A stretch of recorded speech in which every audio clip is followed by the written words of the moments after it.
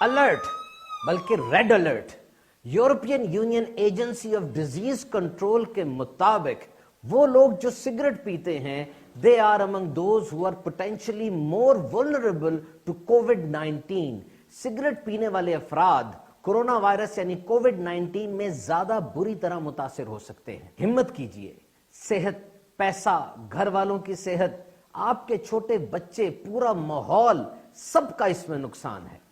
اور اب آئیے ورلڈ ہیلتھ آرگنائزیشن کی کچھ نئی گائیڈ لائنز آئی ہیں، کچھ نیا ہے کووڈ-19 اور کرونا وائرس کے بارے میں. آئیے غور سے سن لیتے ہیں. Number 1، get the facts not rumours اور مس انفارمیشن. حقائق جانیے، حقیقت کو سمجھنے کی کوشش کیجئے، افواہوں پر اور غلط خبروں پہ کان نہ دھریں.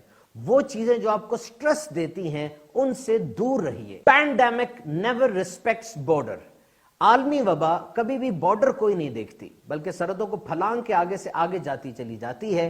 ابھی جب میں یہ ریکارڈ کروا رہا ہوں تقریباً 4,80,000 سے زیادہ افراد پوری دنیا میں کووڈ-19 سے متاثر ہو چکے ہیں.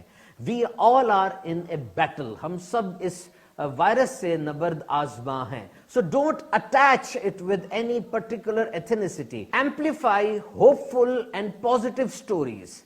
امید افزا، خوشیاں پھیلانے والی باتیں، کہانیاں، سٹوریز، بالخصوص پکچرز کو زیادہ سے زیادہ پھیلائیں.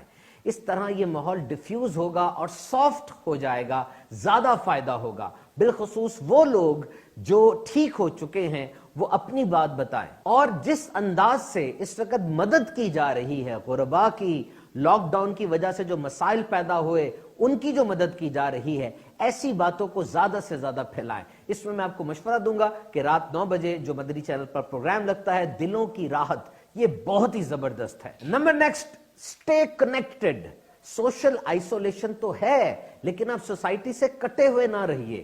ای میل ہے، واٹس ایپ ہے، انٹرنیٹ کا پازیٹیو یوز کرتے ہوئے اپنے رشتہ دار، عزیز و اقربا، دوست احباب کے ساتھ شامل گفتگو رہیے. اچھے ایکسپیرینسز ان کے ساتھ شیئر کیجئے. اور آئیے اب سنتے ہیں WHO کی اہم ترین گائیڈ لائن.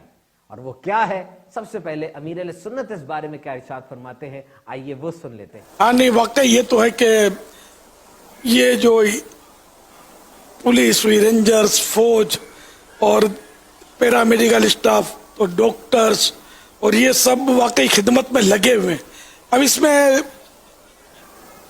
جو بھی شریعت کے دائرے میں رہ کر اللہ کی رضا کے لیے کام کر رہے ہیں، اللہ کریم سب کو دونوں جہاں کی بھلائیاں نصیب کرے، سب کی مغفرت کرے. ہمیں ان کے لیے مسائل نہیں کھڑے کرنے چاہیے، نہ ان پر بیجا تنقید کریں، بلکہ ہم ان کا ہاتھ بٹائیں. اور اب شیخ الحدیث پر تفسیر مفتی قاسم صاحب دامت برکاتہ العالیہ آپ کیا ارشاد فرماتے ہیں، یہ سن لیجیے.